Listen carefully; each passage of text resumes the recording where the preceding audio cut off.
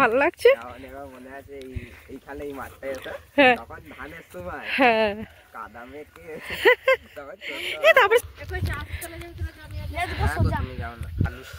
ওটা আলু স্টোর করে রাখা হয়, মানে অনেক আলু ওঠে তো একসঙ্গে।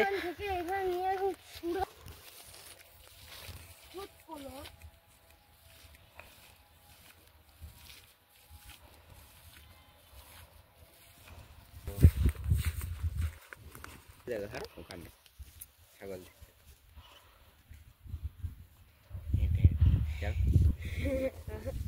আমার পায়ে এখনই ব্যথা হচ্ছে। ওই আমি ঢুকে